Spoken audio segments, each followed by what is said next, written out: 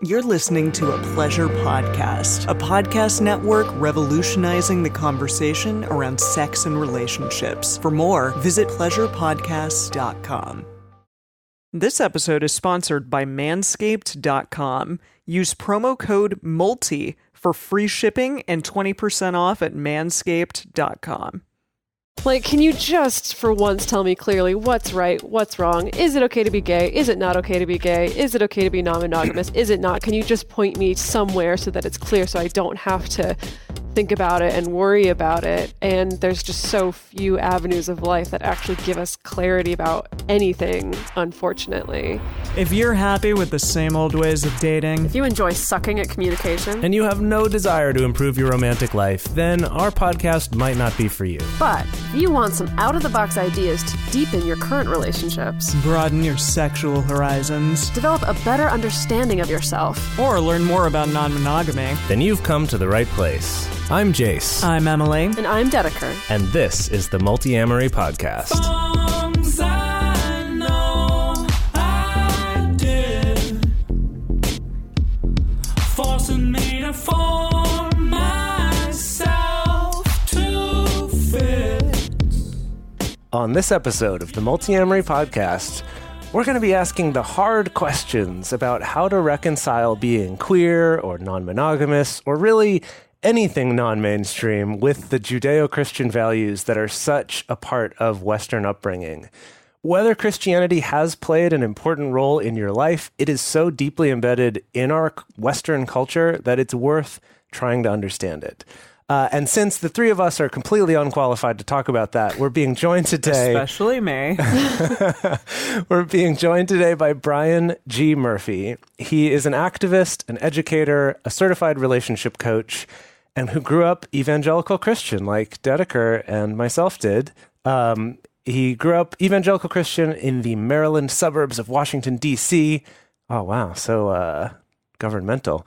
And for the past decade, has been engaged in faith-based activism and social justice work. He also co-founded Legalize Trans and most recently partnered with Father Shannon TL Kearns to create queertheology.com. He's spoken about faith, sexuality, gender, and justice at dozens of colleges and conferences across the U.S., and taught a course on the intersection of Christianity and polyamory this past summer. Brian, thanks so much for joining us. Thanks for having me. It's great to be here. Yeah. So when we started doing Drunk Bible Study, which is a little over a year ago now, I came across Queer Theology online. I came across your podcast actually first and then the site through that. And awesome. I read a few things and listened to a little bit and signed up for the mailing list. And then this last, was it winter, I guess? Or no, it was last summer. Yeah. In the summer, yeah. Okay. Early summer. Yeah. Right. Then last summer is when I saw on the mailing list that you were doing the Christianity and polyamory course. And that's when I reached out and we talked on the phone a little bit because you were like, hey, I'm actually going to be talking about some multiamory stuff in that course. So that was cool. Why, thank you. Yeah. You're like a great resource to refer people to. Yeah. So Shucks. So I signed up for the course and joined, and it's been great. But I was wondering if you could start out by telling us what led you to create Queer Theology, the site or the podcast, like which came first and kind of what led to that. Yeah, it all came kind of at around the same time. The very first thing that we did was a course on how to read the Bible queerly, like from a queer lens. And then after we did that a few times, we created a podcast to sort of go along with it that was free, for everyone. And so every week we take a queer lens to a different passage from the Bible. For the theology nerds out there, we follow the lectionary. Yeah. Which churches around the world pick a different passage every week. So it's a set thing that all Roman Catholic churches are reading the same passage every on any given Sunday, and all Episcopalian churches. Yeah. And so is it by a date? Yeah. Like, so there's on you this go to date. lectionary.com. Yeah. So for every Sunday, there's a set of a Hebrew Bible reading, a Psalm, a gospel, and then a Christian Bible that's not the gospel. And so the Protestant churches that are, Presbyterian, Methodist, Baptist, some of them follow it, and some of them just do their own thing. They don't have to do it if they don't want to. So we bring our like queer take to it every single week. Very cool. The lectionary is a 3-year cycle, right? Yeah, it's a 3-year cycle, so it repeats itself. But we only do generally speaking, we only do one verse per week. So there's like, I see, a lot to cover. Got it. And so like sometimes we like repeat passages because it's like, well, it's been 3 years. We have something new to say to this. And I think growing up evangelical Christian, one of the things that I was taught was that there's like one correct way to like understand any given text. And so you would think like, oh, well, you like did it once, it's done. But actually there's like, you bring a lot of different perspectives. Texts have different meanings. And, you know, oftentimes even intentionally, the author is like trying to convey multiple different things. And so we find even when we do the same passage, like a year or 3 years later, that there's something new to say about it. That's really interesting because I've definitely found as we've been playing around with recording Drunk Bible Study that we'll come across some sort of ambiguous passage where we pause and we're like, what is this? What does this mean? And I'll remember from my upbringing, I'm like, oh yeah, the pastor said this. This is what it means. This is what it means. Okay, this is the meaning. There you go. We got the meaning. Now let's move on. And I still have that drive very much in me of like, oh yeah, this is covered. Check. I got the answer. I can tell you what it means. And it was really an adjustment for me, even though I haven't gone to church in decades now. It was still an adjustment to even open up to that idea of, there's many, many different lenses that we can put on this and many, many different potential meanings behind this. It's not necessarily empirical. Yeah, a big part of, sorry. No, not at all. Yeah, and also there's a lot of different translations, and so the meaning can be slightly adjusted through each translation as well. Yeah, when we were talking before the show, you know, I was saying to Emily that sometimes it's helpful to not have any background to it because a lot of the work that we do at queertheology.com is like helping people unlearn what they've learned before they can start learning something new in its place. Because, you know, we have people that have been out for years and like are affirming of themselves, but then still get caught in, well, the Bible says this, the Bible says that. And it's like, well, it might not say exactly that thing that your pastor told you when you were 14, you know? Yeah. That's mind-blowing to me. What? Yeah, one of our... evangelical churches like make you believe that like they're the only like right way to understand things and everyone else is like not real. And that's just like bullshit. Yeah, that's too bad. Yeah. So I mean, I was going to say, like, with this collaboration that you're doing with Father Shannon Kearns, how did that come to pass? Yeah, we met through a mutual best friend back when he used to live in New York City and when I used to live in New York City. And he moved to Minnesota and we stayed kind of in touch and would just like G-chat a bunch back when G-chat was a thing. And then started doing like weekly Skype calls just to like check in on like our various projects that we were working on. I was working for myself and he was like in between jobs. And one day we were talking and he's like, I just realized no one owns queertheology.com. Should I get it? You're like, ooh, yeah. Like, you should definitely get that. So we like bought it on that Skype call and then sat on it for 6 months and we were like, what are we going to do with this? And then had this idea to teach this online course on how to read the Bible from a queer perspective. And so like made a 1-page website, did that, it sold out. We were like, great, let's do more of this. And then just sort of over the past 6 years have been like incrementally growing in terms of like what we see the community needing, the audience needing, and sort of building what we wish we had when we were younger and sort of like being responsive to stuff that's happening in the world. Because if this stuff doesn't have something to say about the here and now, then like what's the point? Yeah. So we've just been iterating ever since. Yeah, that's funny. There's some similarities there with the Multiamory origin story of noticing that a particular URL was not purchased yet and just kind of hopping on that right away. I love it. Over the course of the 6 years, I imagine you've gotten probably a mix of reactions and response to that. I would think that you'd be getting more positive response than negative, or else I would think that this wouldn't still be happening. Yeah. Right. Yeah. I think, the overwhelming response has been positive, and it's been from a mix of like adults who grew up Christian and aren't anymore or still are, and it's been helpful for them in their process. It's been from like parents of LGBTQ kids, or adult children that are trying to figure it out. Sometimes that are like, we've gotten messages from parents that are like, my child just came out to me as like bi or trans or whatever, and I like my religion, I think that it's wrong, but I like don't, that like seems not right. So I'm like just researching and trying to figure this out. Wow. So it's the whole spectrum of like people who aren't affirming and maybe want to be, people who are affirming, queer folks, non-queer folks. And then of course we get like hate mail all the time. Right. But that's like, I've been doing this work for so long that it's like, okay, like You don't even We're care at this used to point. it at this point. Yeah. it's like, Yeah. it's like Westboro Baptist Church called me a crybaby pervert. So at this point, like, what do you got? I'd put that on a T-shirt, honestly, if I were you. I mean, to get the attention of the big boys, I guess, as it were. It's like that's a little bit of a badge of honor. I know, if it right? weren't also wrapped up in like death threats and all kinds of terrible triggering stuff. Wow. So let's bring, since you recently did this course about the intersection of Christianity and polyamory, let's bring polyamory and non-monogamy into the conversation. And let's start, before talking about the Christian perspective on it, let's just talk about the intersections of queerness and polyamory, but also the important distinction that they're not the same thing necessarily. For sure. Yeah.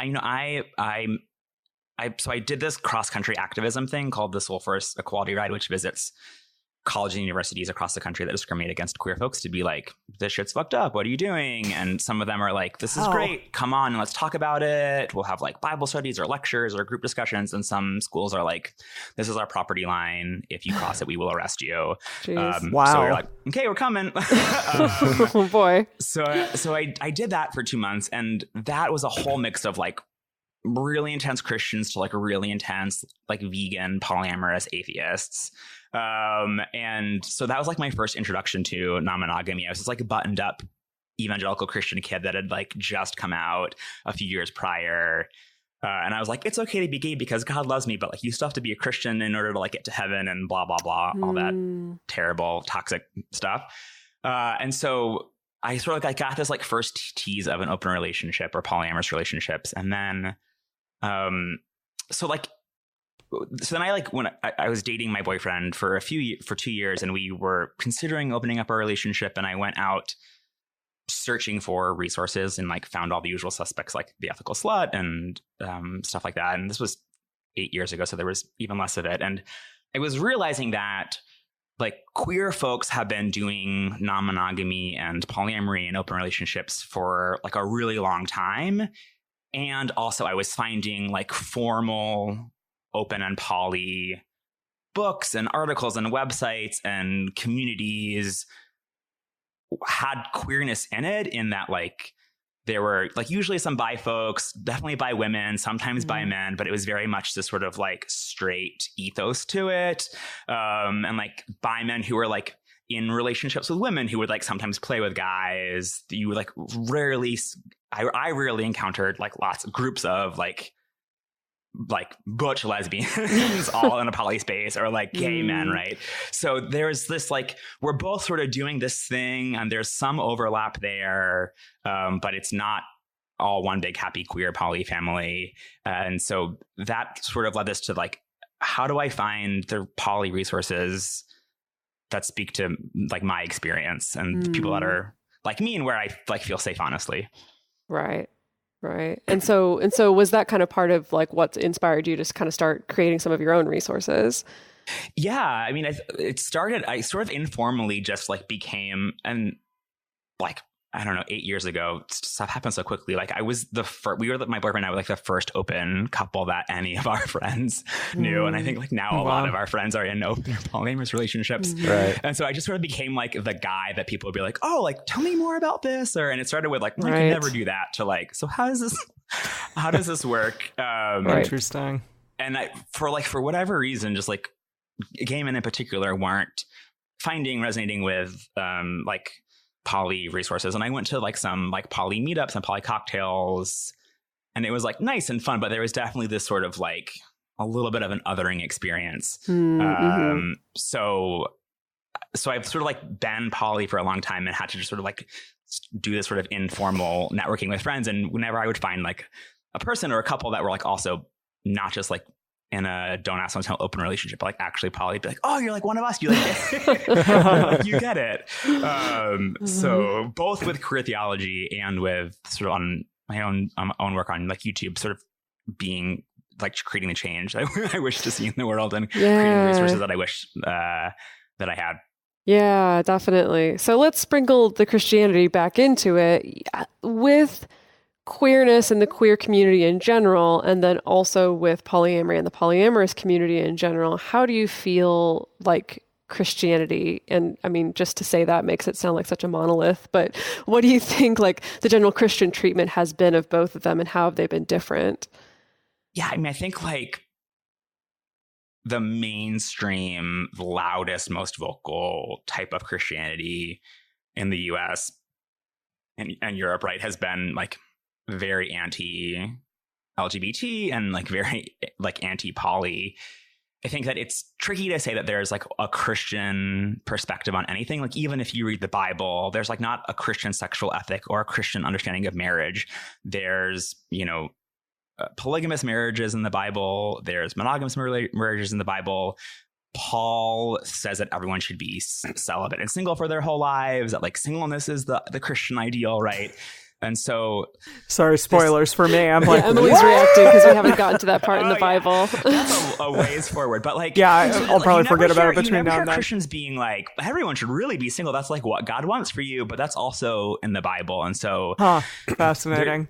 It's a lot of picking and choosing. Yeah, there's a lot of picking and choosing, and I think like they accuse us being queer people or poly people of picking and choosing. But I think like evangelical Christians and conservative Christians are like the really big cherry pickers also.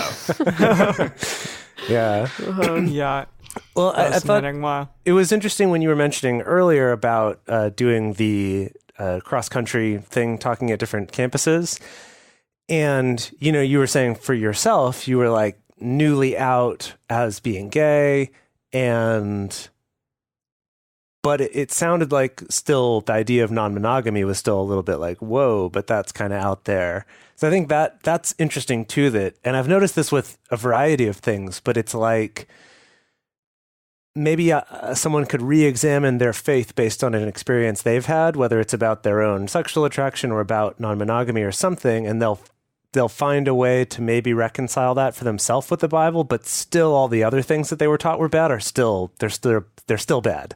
You know, they still have that. Yeah, when we were doing the Christianity polyamory course, I got an email from someone who described himself as a gay man and said, like, how dare you do this course on polyamory when like the Bible is like so clearly against it? And I was like, dude, the Bible is much more clearly like pro non-monogamy than it is pro gay. Like, I don't know what world you're living in, but like, yeah, I think that it's like a process and we all carry our own shame and baggage and are working on like the pain points in our life. And so like, if you don't have a desire to be poly, you might not necessarily notice that that's an area that needs your attention until someone sort of forces you to. Right. I think like, you know, it took a while for me to sort of figure out that it was like okay to be non-monogamous and or polyamorous. And I think as a gay man, I'm actually bisexual, but I came out as gay it took me a while to figure out that I was bi. But so as like a gay man, I was like, I have to be like the right type of gay. And like they say that we're promiscuous and we can't have meaningful relationships and all of our relationships are open relationships. And so I have to like be monogamous and go to church and get married and have 2.5 kids so that I can like prove my goodness. Mm-hmm. And like the lie is that you can never be good enough like, so like why try? But I see, you know, with secular queer folks, sometimes they're like, okay with the queer thing, but like not with the poly thing. And so it takes some work still. Can I just back up for a second and ask, like, you said that in the Bible, there's a lot more instances where it's okay to be polyamorous or non-monogamous or polygamous or something, but less okay to be queer or to be gay. But I only recall in my short time of reading the Bible that one passage in Leviticus where they were talking about how it's not okay to lie a man with a man. And is there more on it later on? So it's like, it's tricky because like homosexuality as like an identity concept just like didn't exist 3,000, 2,000 years ago. And so we have like, there's a few other passages in the Bible that folks point to be like, this is why you can't be gay. There's like 7 passages. They're called the clobber passages. We're about to talk about that. Well, yeah. let's combine that into one question. So just real quick side note here that Emily has a question on our document here to ask about the clobber passages and like what those are. But part of it was, what the heck is it? Because I didn't know what it was, but you just said it. So why don't you tell us what it is, and then talk about like queerness in the Bible and these clobber passages, what exactly that is and what it encapsulates. Sure. So there's 7 passages that traditionally anti-LGBTQ Christians point to say that like homosexuality is a sin. And like, obviously in all of this, no one's talking about trans stuff. There's like there's like 2 maybe passages that folks point to say like, this is why you shouldn't be trans. And like Shay wrote a whole article about sort of that on our website a few years ago. But so it's like the story of Adam and Eve, the story of Sodom and Gomorrah, that passage that you're referring to in Leviticus that says like, a man shall not lie with a man as with a woman. It's an abomination. Romans 1, which is this like letter from Paul to the Romans. That's like sort of weird. And this particular part of the passage is kind of weird and lots of imagery. And then this 1 Timothy, that it has these 2 words that like no one really knows what the meanings are, but conservative Christians say that it means being gay. And so I think you just rattled those off. I'm very impressed. Like when you like think that you might be going to hell because of this, it's like you spent a lot of time. But I thought so the trick is I spent many years like trying to read these passages like over and over and over and over again. And if I could just like find the right translation or the right analysis, it would all click and it would like be okay to be gay. And then like that point just like never came, because there's always like a counterpoint and a counterpoint to the counterpoint. And so you just like get stuck on these like 7 passages. And so the reason why we started queertheology.com is to say like, there's so much more to being queer than just always defending ourselves against what we're not. And we get stuck sort of like in the oppressor's game when we always only focus on these things. And so a more faithful way to look at the Bible is to like zoom out and say like, how do like queerness and Christianity go together just sort of in general? And like, what does queerness have to add to this conversation? And I see like a similar path happening with polyamory, that it can be really tempting to be like, show me in the Bible where it says it's okay to be polyamorous, or like show me in the Bible where it says it's not okay to be polyamorous. And like, it's like not always helpful, because it was a completely different culture. And so when we're talking about like a man marrying like multiple women, that like seems to be condoned by God and society, like sure, but also like what's happening with consent there, and do they really have agency? And sometimes there's like slaves or concubines happening there. And so it's just like a different time and place, and it's like tempting to get stuck in the details and lose sight of like the bigger picture and like what was like the significance of all of that in that time and in that place. And that's like maybe not as like snappy and soundbitey and sexy, but it's, I think, important to work. And so important, yeah. Well, it's interesting that you frame it as sexy, because I was going to frame it as just, I think there's a little bit of almost a sadness in the sense that as human beings, we're so desperate for things to just be freaking clear for once. Like, can you just for once tell me clearly what's right, what's wrong? Is it okay to be gay? Is it not okay to be gay? Is it okay to be non-monogamous? Is it not? Can you just point me somewhere so that it's clear, so I don't have to think about it and worry about it? And there's just so few avenues of life that actually give us clarity about anything, unfortunately. Hey, y'all, I want to take a quick moment to talk about adamandeve.com. To be totally honest, there's a soft spot in my heart for adamandeve.com because, first of all, I don't know if you know this, but they've been around since before the internet. Like, the company's been around since before there was even a .com to attach to their name. It was just Adam and Eve then. Yeah, How far I'm pretty it's sure come. if I think back, they were probably the first website I ever ordered a sex toy from. Ever. Wow. Like they were around before Amazon was around and before any other number of like competitors were around. So they go way back.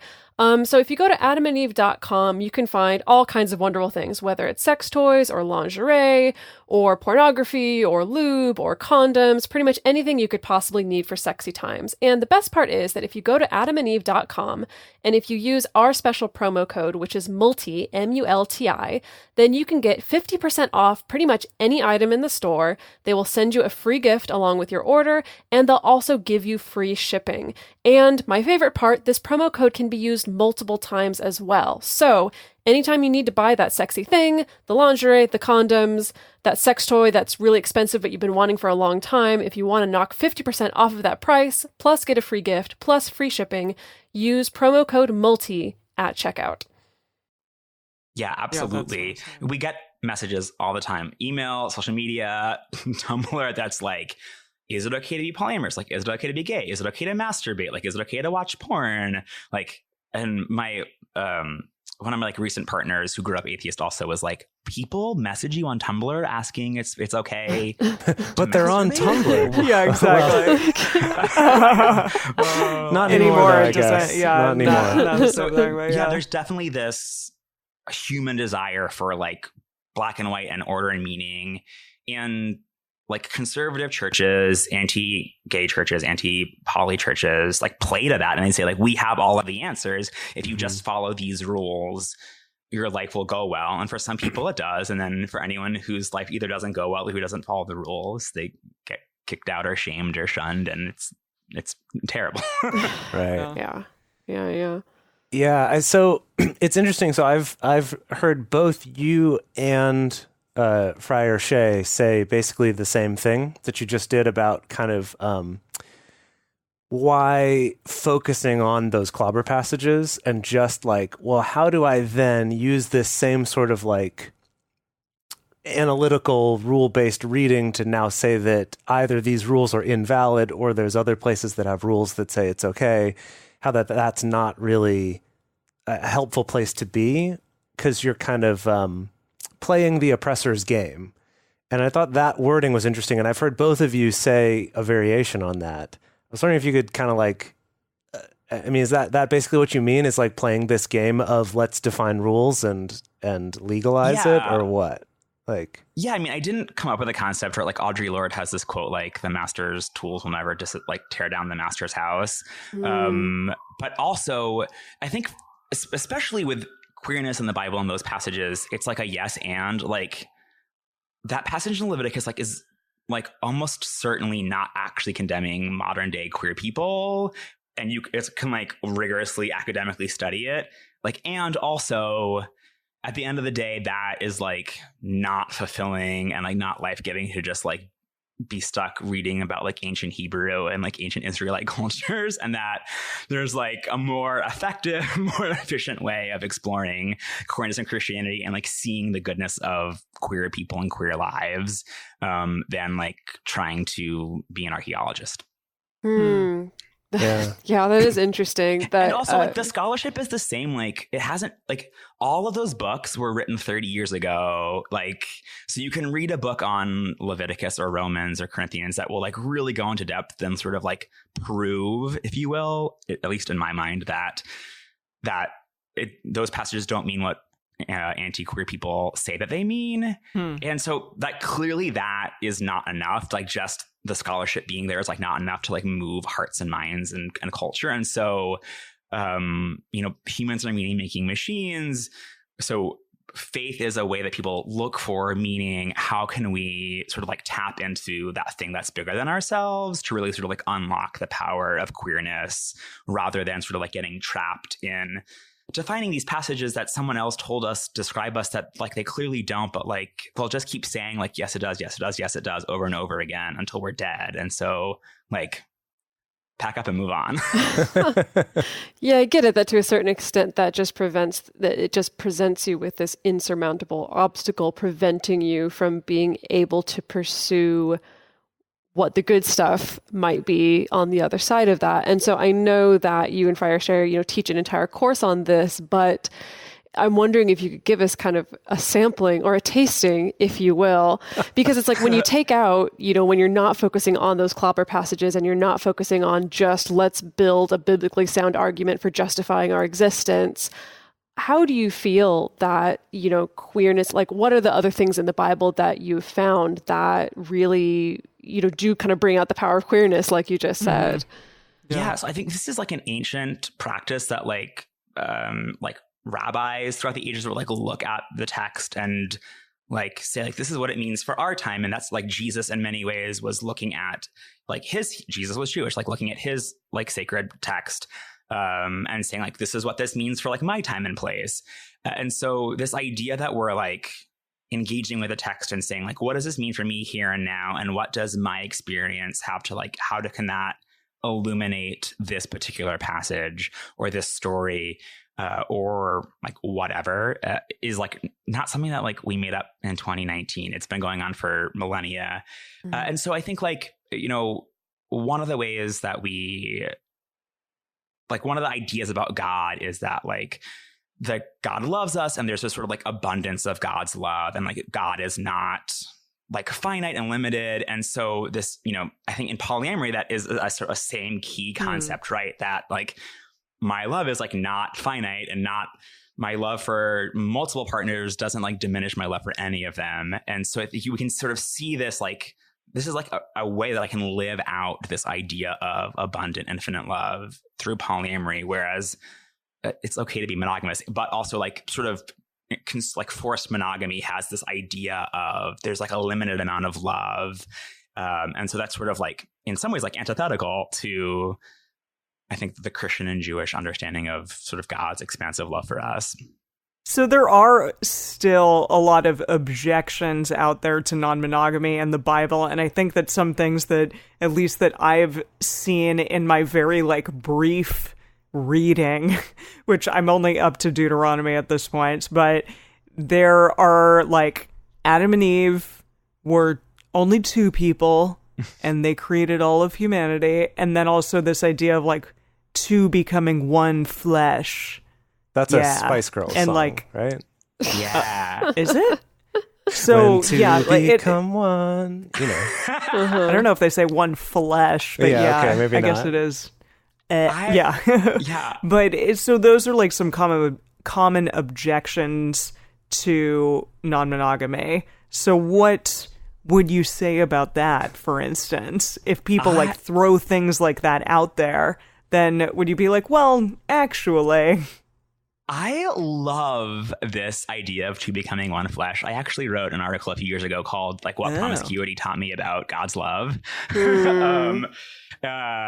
was sort of like, I think as I was starting to put together like these ideas on promiscuity and sex positivity and non-monogamy, and that then became this course. But so I think like that's like true or like can be true or can be like this beautiful thing that like you like merge with someone else and like not in a like you like lose yourself, but that you create something new. There's like me and my boyfriend, and then like our relationship is this other thing that we've like created by the sort of mystical magic of our like beings coming together. Your love, yeah.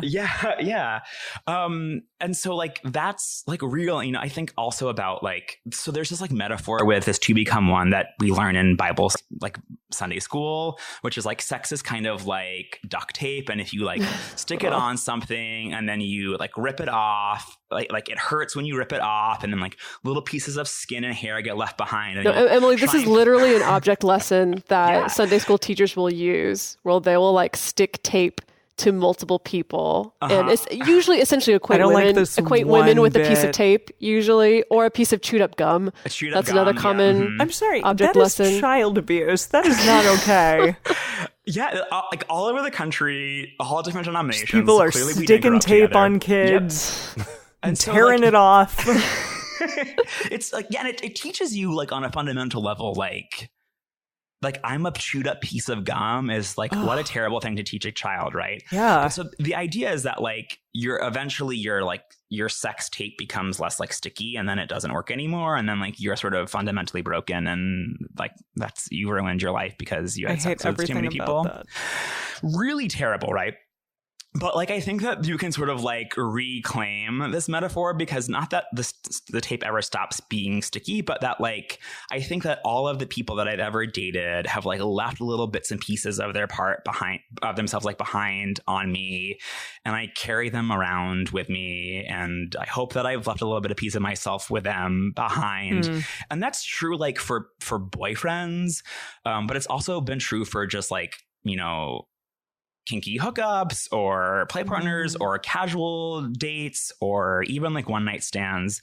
Sometimes we have a digital magazine called Spit and Spirit, and I wrote for our Sex and Bodies issue like a prayer for a one night stand, and that like there can be something like beautiful and wonderful about a one night stand, even that like you're vulnerable and you trust each other and like you're intimate and you're taking care of each other, that there's like something really beautiful can happen there also. And so this idea that like like it's only special, quote unquote, if it's with a long-term partner, I think is not true in my experience. And then also that like you like run out of stuff to leave behind if you have sex with more than one person. It's just like not real for me. It's been like an additive thing that like my life has become enriched by the people that I've either dated or hooked up with. And that's not to say that like sometimes sex is coercive or bad. And I've had my fair share of like really terrible sexual experiences also. So I don't want to be like, sex is always this like beautiful, divine thing.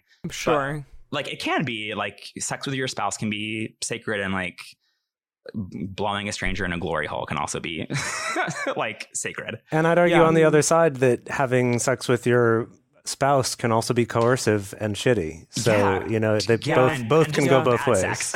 Yeah. Yeah, absolutely. Yeah. Yeah. No, go ahead, Jace. No, I think I solved the tape metaphor. Oh, you solved it. Yeah. Okay. So like you were saying, you know, this tape but the problem with their metaphor is that, you know, then your tape gets less sticky. But if you're using that, you know, like vinyl bondage tape, you know, that only sticks to itself, then you can then it doesn't lose its stickiness. Anyway, that's okay. Go ahead. So no, you can create a program to try to introduce, you know, bondage tape into Sunday schools across the land. Oh man. Yeah, there you go. Well, so okay, that sentiment of, you know, that this can be sacred regardless of the type of sex that you're having. It does echo stuff that we talked about with our guest a couple of years ago, Jessica Graham. You know, she wrote a book that was about mindfulness meditation, you know, slightly more from a Buddhist perspective.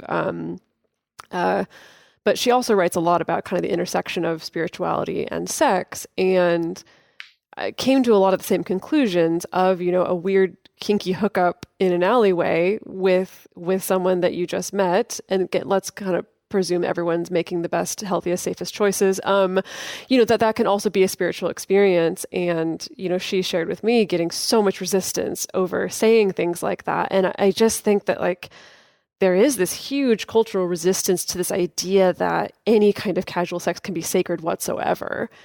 Even if you're totally divorced of any kind of spirituality, I think that even on just a plain old cultural level, you know, what's baked into the casual sex experience is like, none of this can be serious because, oh goodness, you're such a weirdo if you're taking this seriously. We have to be completely devoid of any kind of emotions or engagement or investment in this. It's purely just about having sex and then, you know, not texting each other or whatever. Yeah. And if we have a casual hookup, then you're now no longer like long-term partner material for some reason. Yeah. It's such a strange script that we've been trained to follow for these things. Yeah. And I think super unfortunate. That is true. I think that's something that like queer people internalize as sort of like a right way to be queer, and is this, I think when you're like even straight cis mono people when they're single like have to navigate this, and I think it just like compounds if you're trying to be open or poly, if you're queer, if your openness or polyness involves casual sex and not just like multiple long-term relationships, you know, that it's like, okay, well I can I've even gotten from like the Christianity polyamory course, like, well I can understand like if you're in a triad or if you have these sort of like multiple long-term like loving partnerships, like that is okay. But like I don't know, like the Trinity being an orgy, like what are you talking about? It sort of like blows people's mind. And so, and I think that like our culture is super, super sex negative, whether, you know, you were saying at the beginning of this episode that like Christianity in particular just sort of like permeates like everything. And this like sex negative, anti-queer, puritanical version of Christianity permeates everything. And so even people that never grew up Christian or no longer identify as Christian oftentimes have this like religious baggage to sort of unpack. Right. Gosh, okay. Can I rewind back to like earlier on in this conversation?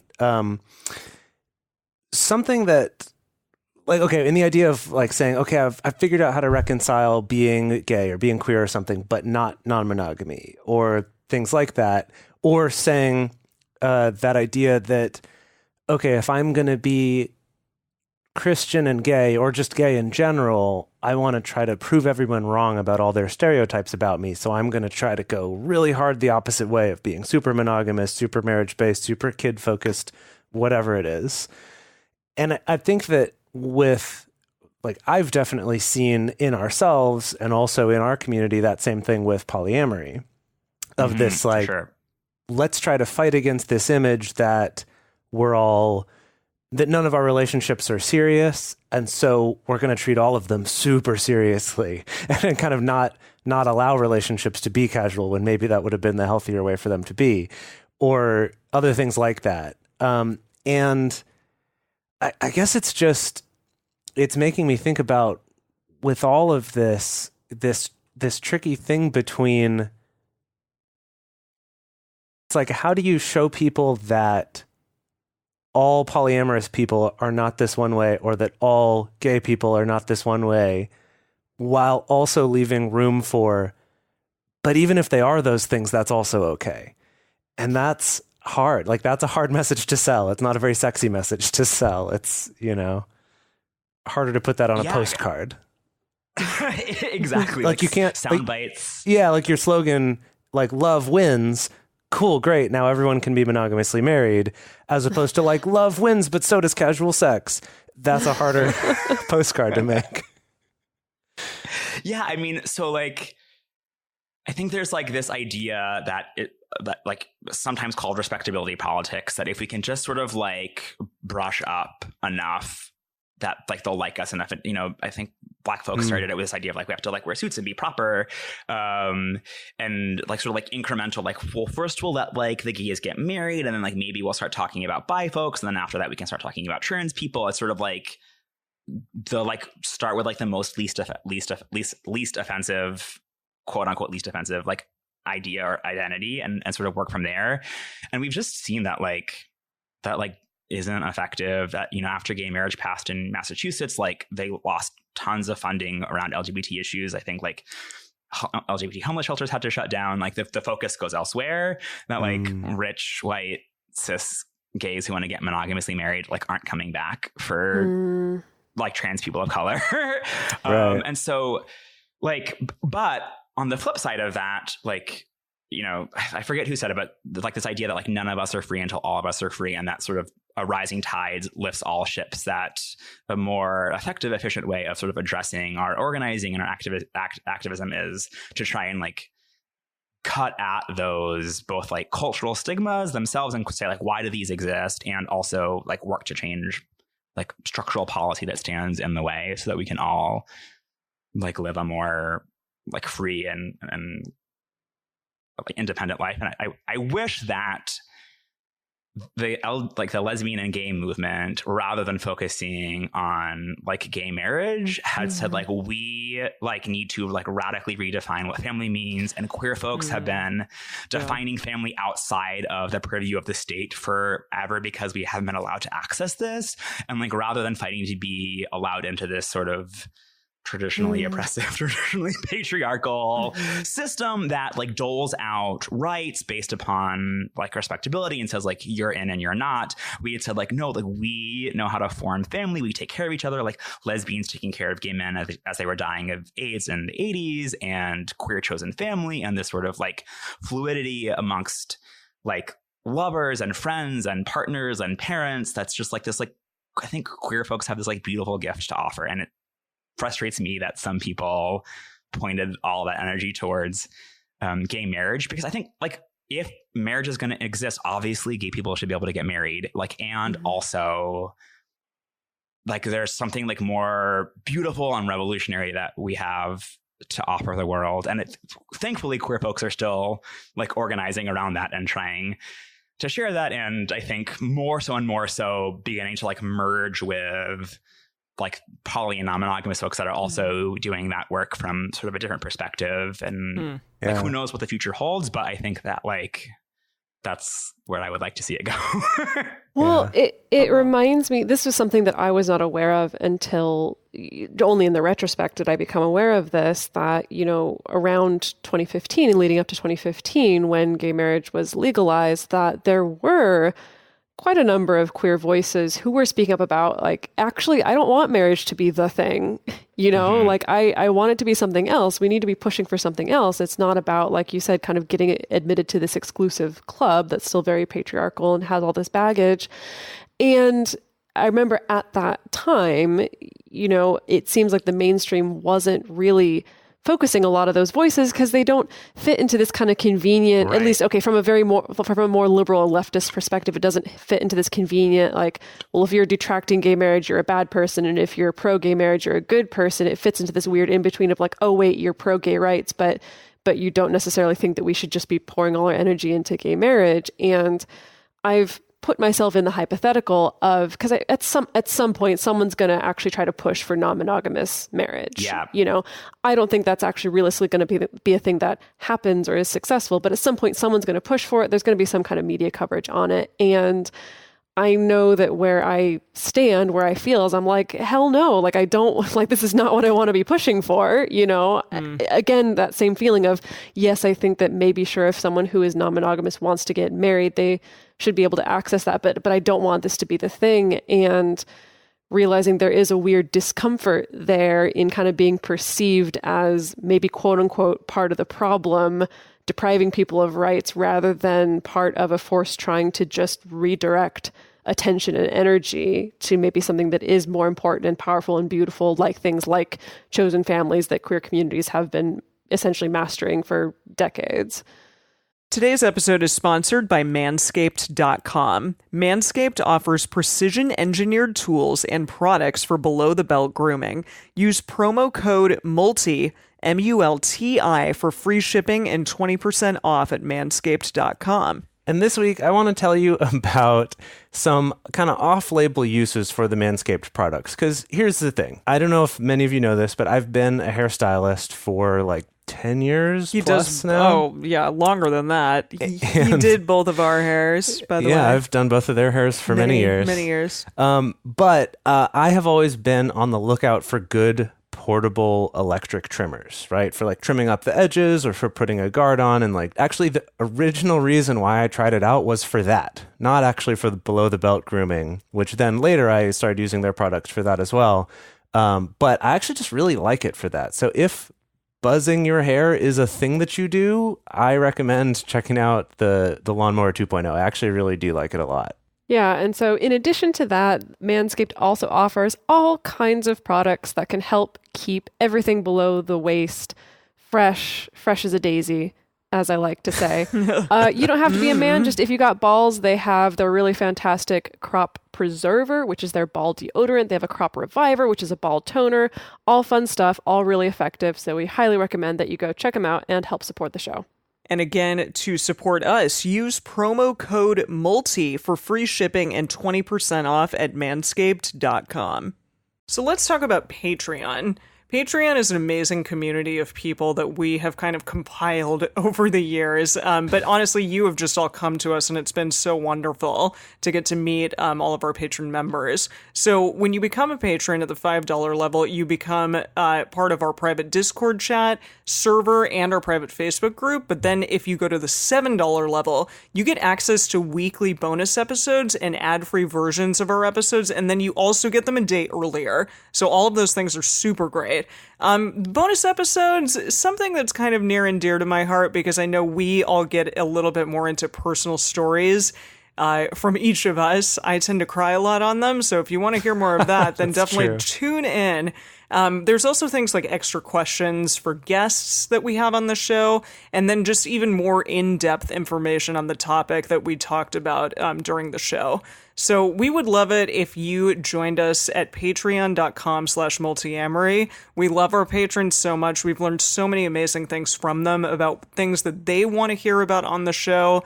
Even just like giving us a community in a way that we never even thought was going to be possible when we started this show. But it's huge, and it's become such an amazing resource for us as well. So if you want to be a part of all that, and we would love you to join, again, go to patreon.com/multiamory. And another thing that would actually help us a ton, if this show is something that you like, is to take a moment, maybe right now, and just go to iTunes or Stitcher and write us a review. We have so many amazing reviews from our listeners, and I know it can sometimes seem like it doesn't matter, but it actually does. It makes a big difference, especially for podcasts that aren't owned by PRX or NPR or one of these huge companies. Like for us, like independent podcasts, those reviews are what make us show up in search results at all, basically. Not even just higher, but show up at all is the fact that iTunes is able to see, hey, people are engaged with this. People like this enough to take a moment and write something about it.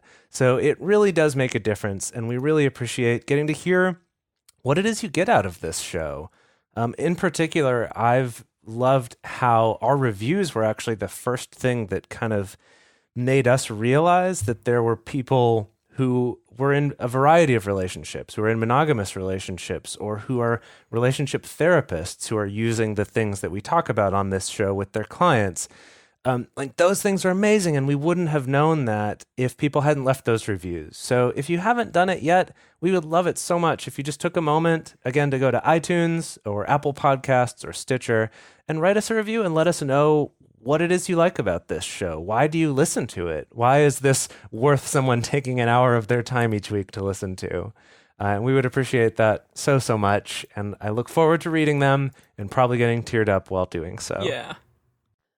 Yeah, absolutely. I think like we should all have healthcare because we deserve healthcare. We should be able to like form the families that we want to form. And I think this is to bring it back to Christianity for a second, that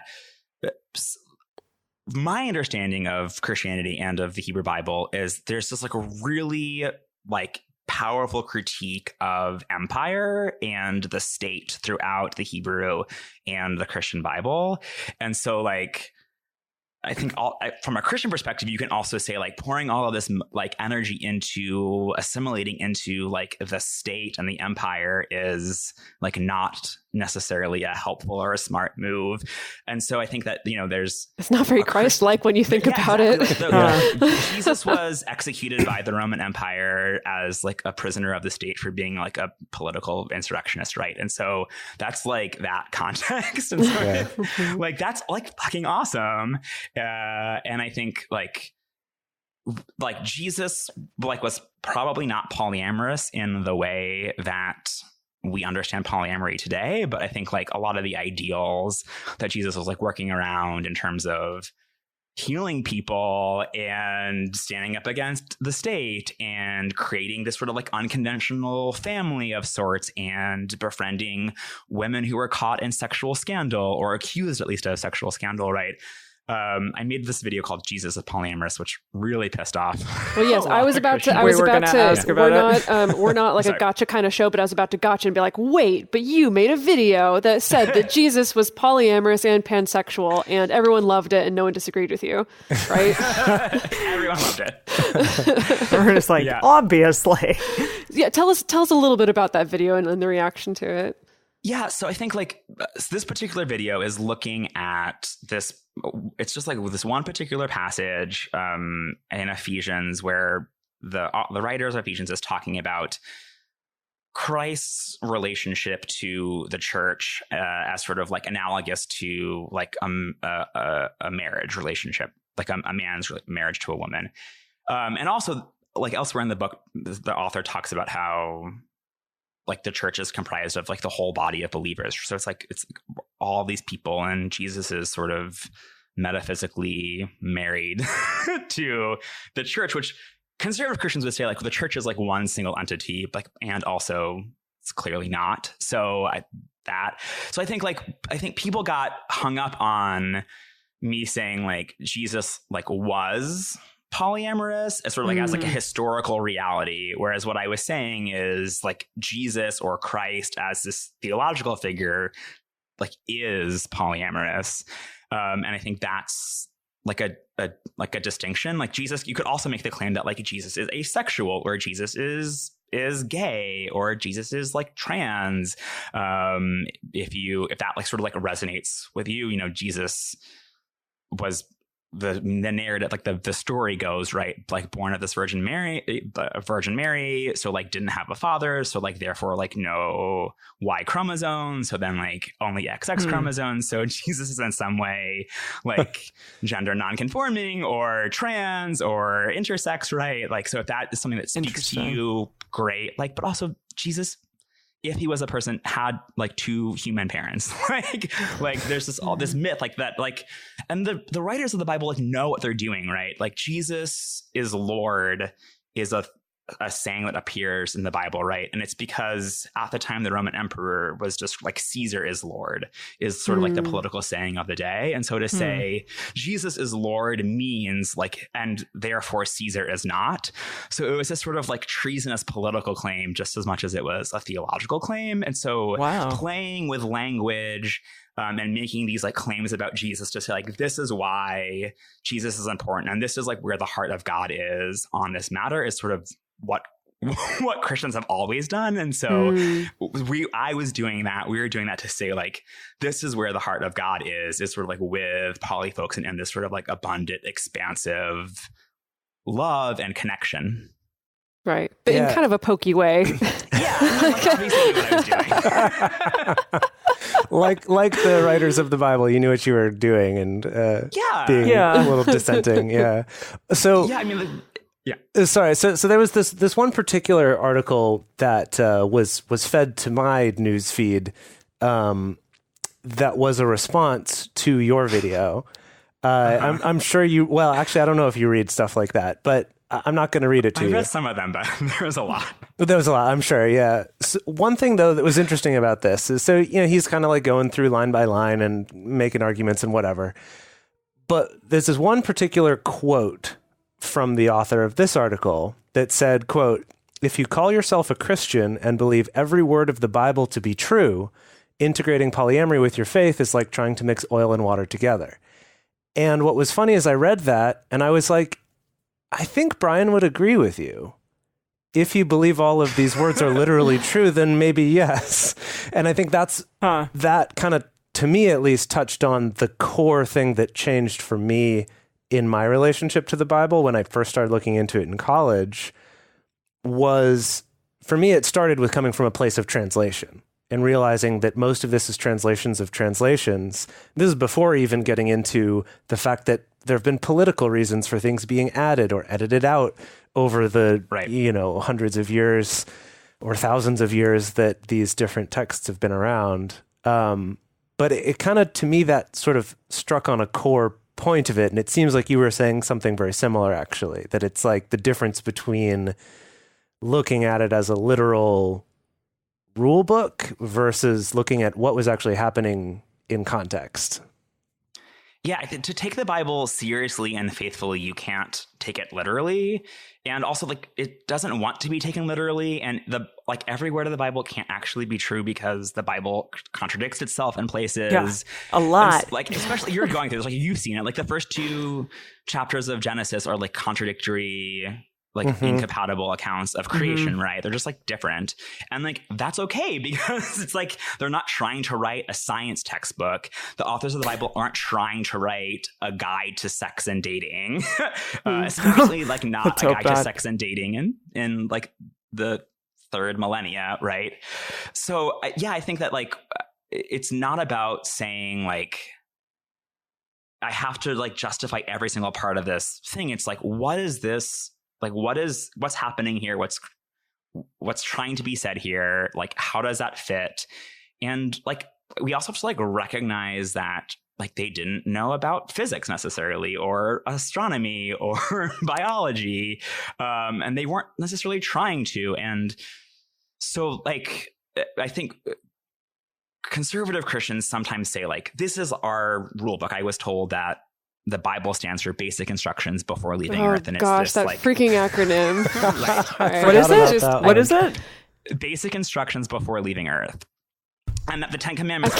Sorry, Emily's face. Whoa, that's a lot.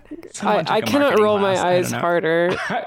Not because I think it's necessarily a bad acronym. It's just, Wait, it's just Bible. so tired out. Oh, it's for Bible. Oh my goodness, Emily. Jeez, Emily. What did you think it was? I thought for a minute it was bibs, and then I was like, no, it's not. It's Bible. I'm so sorry. I've had a glass of wine. We're getting ready for drunk Bible study. It's been a long day. Oh, boy. All right. Wow.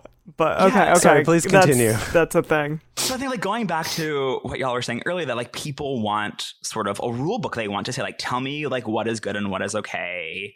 And so like, they just say like, this is what it means. This is what it means. This is what it means. And that's in some ways easier than sort of like diving into like, when was this written? Like, I know that it says it was written by Moses, but actually it was probably written in like BC 700 and like, who was it written to? And like, as Jace was saying, like, what did they leave out? Like, that's all much more, it's like reading Shakespeare, right? Like if you just like read Shakespeare in 10th grade English class, like not exactly knowing what's going on, you like don't realize that he's like cracking smutty jokes or that he's like taking a jab at the monarchy. And it's like similar to that in with the Bible. And certain types of Christians have said like, all you have to do is just read the Bible and you don't have to worry about that. And we'll tell you what it means. And so like, we're saying like, well, they have a perspective and they have a bias and an agenda. And, you know, we say like, we're queer theology and there's Christianity and polyamory and there's Black liberation theology. But like very rarely does someone say like, I'm a like rich white male theology, and that's what I'm doing. Like I'm like doing like patriarchal theology right now, but that's what's happening. We're also like looking at this text and like wrestling with it and trying to figure out like, what does it mean and how does it apply to our lives? And I think the more you study it seriously, the more that you can see it as a sort of like book or a collection of books written by oppressed people for oppressed people to give them like hope and encouragement to like survive and thrive and like fight the good fight. To kind of go along those lines, for our listeners, our non-monogamous or otherwise listeners, are there historical things that one should think about when reading the Bible? And specifically also like if the Bible is being used against queer and non-monogamous folk, then like what are historical things that people can think about when reading it? Sure. Well, we're teaching a whole course on how to do I'm this assuming, right yeah, now. just like a couple. I don't know, but so a few. I think where I always start with is like, you like don't even necessarily have to do that like you are just like good and whole as you are, and you like don't need this Bible to tell you that. And if the messages that you're receiving from Christianity are like not life-giving to you and you have too much trauma and it like doesn't feel good and is not serving you, like it's okay to leave that behind. And in the same way that like you don't have to be a good gay person by getting married or a good poly person by having long-term relationships, like you don't have to be a good poly Christian by like staying Christian or a good gay Christian by staying Christian. Like if it's just shit, just like move on, and like that's okay. And I think that Jesus would be okay with that also. But so like one of the passages that I go to a lot is in Matthew 7, I think, where Jesus is talking about you can judge. Yeah, Emily's like, sure. I believe you. You've done a really amazing job like rattling off these things. So Jesus is like giving this parable or speech or whatever, and he's saying that you can people are going to come like proclaiming the like to like proclaim the gospel, saying to speak for me, and how you can decipher whether or not like what they're saying is actually like of me or of God is that you can judge a tree by its fruit, and like a good tree is like going to bear good fruit and a bad tree is going to bear bad fruit. And so if you look at theology that is like anti-LGBT or like anti-poly or anti-women, you can like then look at the fruits of that and see that people are like depression, anxiety, fracturing relationships, like oppression, rape, like all of these like bad fruits stem from this like bad theology. Whereas if you like look at affirming theology, whether that's LGBT affirming or poly affirming theology, you can like see the good fruits of that. And so like Jesus wasn't like, what you have to do is get a like doctorate in religion and learn Greek and Hebrew and Become like a theologian. become a Republican, become a Republican and like assent to this like set of theoretical beliefs and say that you're not having sex until marriage, but you probably are anyways, but you feel bad about it. And like, then that's how you inherit eternal life. Jesus is like, I've come to proclaim like release for the prisoners and healing of sight for the blind and to set the captives free. And like, we're going to like bring in the year of the Lord's favor of canceling debts and like really fucking shit up in a good way. And so Jesus was like, come and follow me and like do this work of like building a better world. And so if you're like interested in like, there's all sorts of books that you can read and I can give you some links to put in the show notes if you want. But like, I think first and foremost, it's like, if you're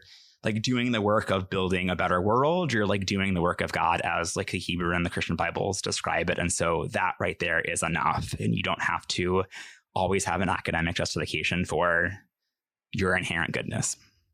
So That's really sweet. beautiful. Yeah. I know. That was very moving. Also, I really... You were correct. It's Matthew 7:15 is what you were looking for. Oh, good, Jace. I checked to make sure.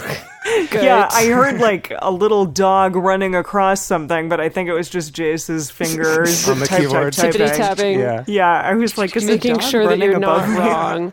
Yeah. Well, I like us closing on that note of let's fuck shit up, but in a good way. So, Yeah. Brian, thank you so much for being with us. Where can our listeners find more of you and more of your work? You can find me on all the social medias at This Is BGM and This Is BGM.com. And my YouTube is not that. So it's thisisbgm.com/YouTube. Great. Excellent. Cool. And And then then- if people are interested in the queer theology course as well, they can go to queertheology.com, correct? Yeah, queertheology.com. And that will link to all of our courses and all of our social media and our various sort of free resources as well. Great. Yeah, and by the time this episode comes out, I will just be finishing the Reading the Bible course, which I'm in the middle of when we're recording this, but by the time this comes out, it'll be ending. Wait, does that mean that you've read the whole thing again? No, actually, no. So in this course, this particular one, you end up, each person picks just one section of the Bible, like one chapter or one section of verses that you study through the whole thing. That's this particular one. That's kind of what they're doing to more teach tools to look at the Bible rather than like, we're going to teach you how to understand the Bible. Kind of like Brian's been saying this whole time, right? It's not so much about we're going to give you the answers, but like, we're going to teach you how to think about the Bible. Love it. Yeah. So for our patrons out there, we're going to be hanging out with Brian a little bit more and talking a little bit more personally about the experience of being polyamorous and being bisexual and some of those resources, and also some more about Brian's YouTube channel and stuff like that. So if you want to check that out, if you're a patron, you can already get that through your private RSS feed. Or if you're interested, go become a patron at patreon.com/multiamory. Also, to all of you listeners out there, we would love to hear your thoughts about this. What's your relationship with theology been? Did anything happen in this episode that blew your mind? Or do you just want a place to share how angry and pissed off you are that we even covered this topic at all? All of those, the best place to share your thoughts with other listeners is on this episode's discussion thread in our private Facebook group or Discord chat. You can get access to these groups and join our exclusive community by going to patreon.com/multiamory. In addition, you can share with us publicly on Twitter, Facebook, or Instagram. You can email us at info@multiamory.com, leave us a voicemail at 678-MULTI-05, or you can leave us a voice message on Facebook. Multiamory is created and produced by Dedeker Winston, Emily Matlack, and me, Jace Lindgren. Our episodes are edited by Mauricio Balvanera. Our social media wizard is Will McMillan. Our production assistants are Rachel Shenowork and Carson Collins. Our theme song is Forms I Know I Did by Josh and Anand from the Fractal Cave EP. The full transcript is available on this episode's page on multiamory.com.